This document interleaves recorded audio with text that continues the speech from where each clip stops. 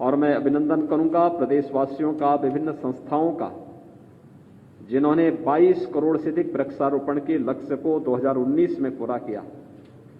विगत वर्ष हमारे सामने एक चैलेंज था। कोरोना महामारी से दुनिया जूझ रही थी। क्या हम वृक्षारोपण के इस लक्ष्य को प्राप्त कर पाएंगे?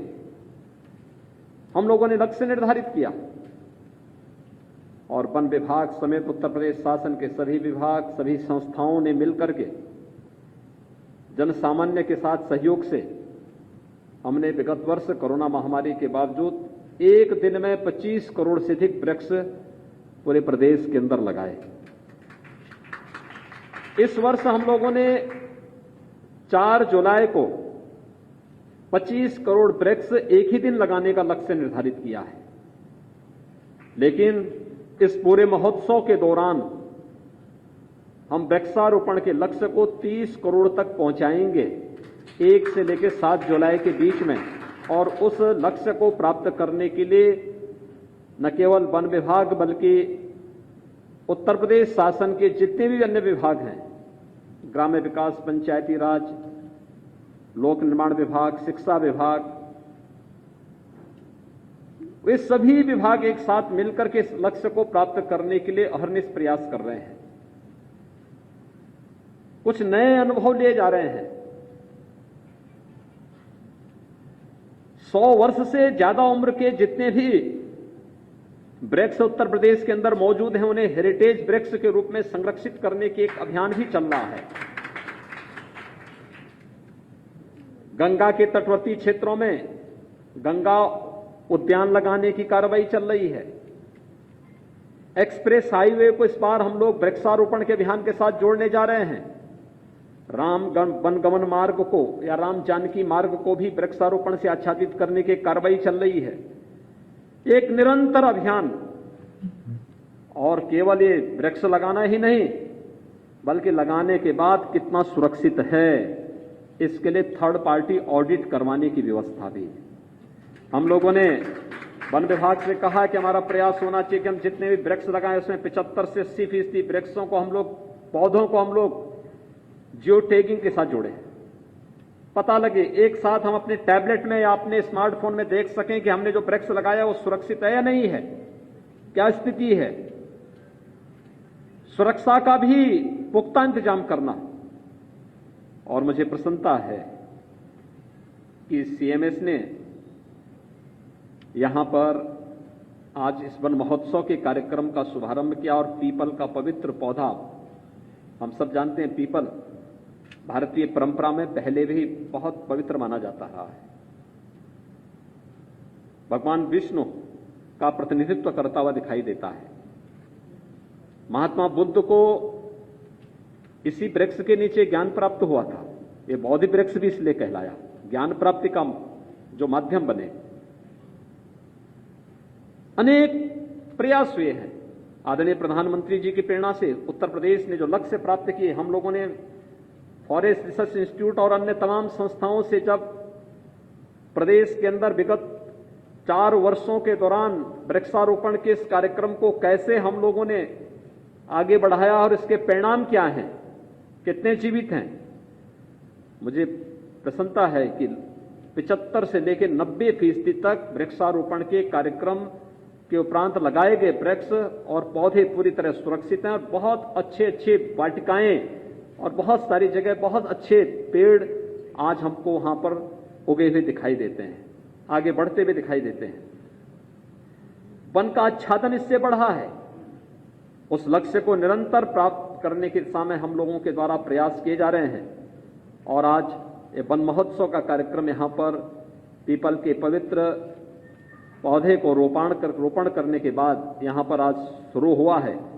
मैं आप सबसे अपील करूंगा, 4 जुलाई रविवार का दिन पूरे प्रदेश के अंदर कोरोना महामारी से बचाव के लिए जो निर्धारित प्रोटोकॉल है उसका पालन करते हुए हम वृक्षारोपण महाअभियान के साथ जुड़े।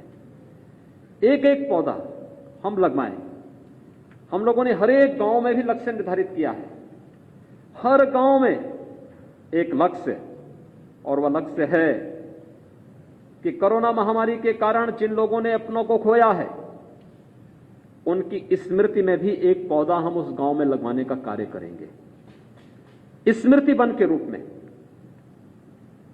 ग्राम पंचायत के स्तर पर उत्तर प्रदेश सरकार 30 करोड़ पौधा मुफ्त में उपलब्ध कराने के लक्ष्य के साथ इस बृहद अभियान के साथ सभी प्रदेशवासियों को जोड़ना चाहती है।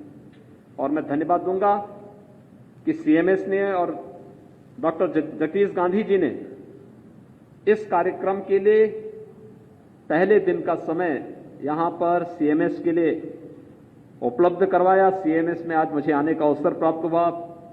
विगत 1.5 वर्षों से हम लोगों को आने का अवसर नहीं प्राप्त हुआ था, क्योंकि लगातार कोरोना महामारी से जूझ रही मानवता को बचाने के लिए हम लोगों को प्रयास करना पड़ा था। एक साथ लोगों का जमावड़ा नहीं हो पा रहा है, समस्याएं हो रही हैं। सोशल डिस्टेंसिंग का पालन और कोरोना प्रोटोकॉल को लागू करने के साथ ही जो एक सामुदायिक भाव होता है समाज के अंदर, कोरोना ने उसको छिन्न भिन्न किया है।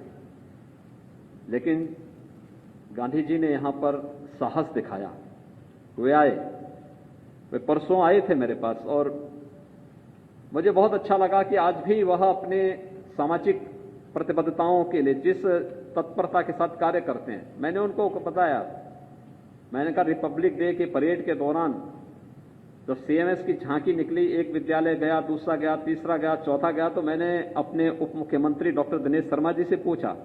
मैंने कहा, जगदीश गांधी जी नहीं दिखाई दे रहे हैं। तो जगदीश गांधी जी से पहले श्रीमती भारती गांधी जी दिखाई दे। उन्होंने कहा, नहीं देखिए आ रहे होंगे।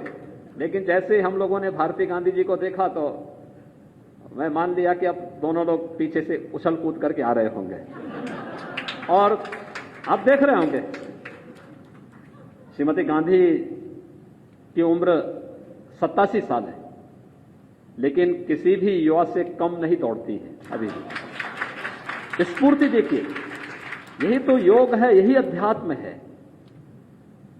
निश्चल भाव के साथ की गई उनकी सेवाएं हैं। और डॉक्टर जगदीश गांधी जी 86 वर्ष के हैं, और 86 वर्ष के इस उम्र में भी वह जिस तत्परता के साथ अपनी समाज सेवाओं को आगे बढ़ा रहे हैं, अभिनंदनीय है। मैं इन दोनों का हृदय से अभिनंदन करता हूं। शिक्षा के क्षेत्र में प्रदेश की राजधानी लखनऊ में उन्होंने जो प्रयास किया, हर सामाजिक गतिविधि में, हर उस अभियान में जिसके पीछे लोक कल्याण का भाव निहित हो। शिक्षा अपने आप में एक पवित्र भाव है, शिक्षा प्रदान करना अपने आप में एक पवित्र भाव है, लेकिन उस पवित्र भाव के साथ साथ हर लोक कल्याणकारी और समाज कल्याण के उस अभियान के साथ जन कल्याणकारी भाव के साथ उनके द्वारा जो प्रयास प्रारंभ किया जा रहा है वह अभिनंदनीय है। मैं इस अवसर पर उनके स्वस्थ और दीर्घ जीवन की कामना करता हूं। वन महोत्सव के लिए आप सबका आह्वान करता हूं। पूरे महोत्सव में 7 दिनों तक चलने वाले बृहद वृक्षारोपण कार्यक्रम के साथ आप सब जुड़ेंगे, इस विश्वास के साथ आप सबके प्रति मैं अपनी शुभकामनाएं देता हूं। धन्यवाद। जय हिंद।